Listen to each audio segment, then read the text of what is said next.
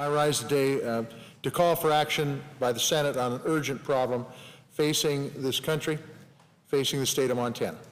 Gas prices. The national average now, we just found out last weekend, is $4 a gallon. I remember when gas was $1.46. Wasn't that long ago. It was before the Bush administration took over. That was before the war in Iraq, before speculators and market manipulators spiraled out of control, before that $17 billion Bush tax cut for our nation's biggest oil companies. Mr. President, these gas prices hurt. They especially hurt hardworking people in Montana and across rural America. In my state, nearly everybody has to drive to work. There are not other options. We do not have a subway system. We don't have other means of mass transit. And whether it's on a tractor or behind the wheel of a truck, a lot of folks rely on horsepower and the fuel to supply that horsepower to get their work done. Of course, high gas prices means high prices for consumer goods.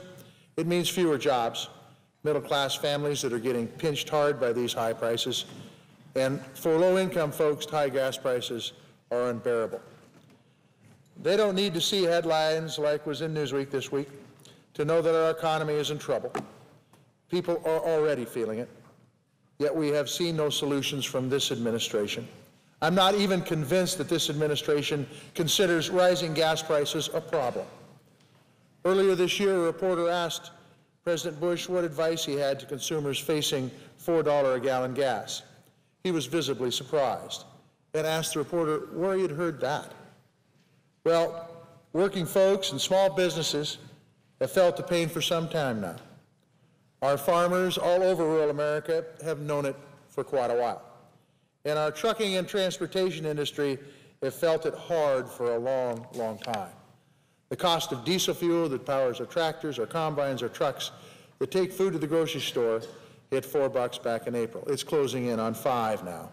Every working family and small business and farmer and trucker is taking a hit, a big hit, on these fuel prices. That's why I'm supporting these two packages today that go to the root of problems of high gas costs, and they offer some solutions.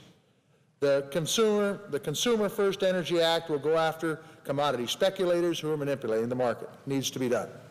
It will let the Justice Department go after illegal OPEC oil cartel in court. Needs to be done. It will put a stop on big tax giveaways that the last Congress gave to big oil, which needs to be done. And it will protect consumers from price colluders and price gougers. This needs to be done. This bill will immediately put a stop to the financial gimmicks that have driven up the cost of oil and passed the laws of supply and demand.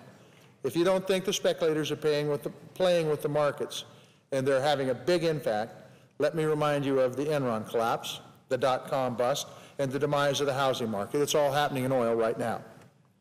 And when Wall Street investment banks faced trouble a couple of months ago, the Bush administration swiftly took action. But when American consumers have to tap into their savings or run up their credit card debt just to pay a price at the pump, the administration is nowhere to be seen. The Consumer First Energy Act is about solutions. There are solutions that we need to invest in right now. We have the opportunity here in the United States to drill for oil in places that make sense. Eastern Montana, Western Dakotas, the Bakken Field.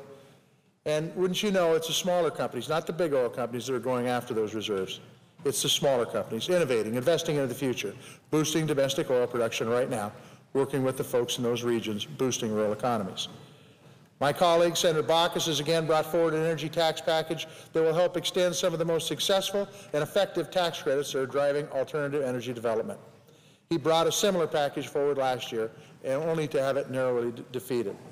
I hope that we have a different outcome this time, because our future, our energy future system, depends on new solutions, not old solutions. We've got the ideas and the ambition, but we need to get on with new innovations into the marketplace. It's time to resolve these energy costs and take a step towards solving our energy problems.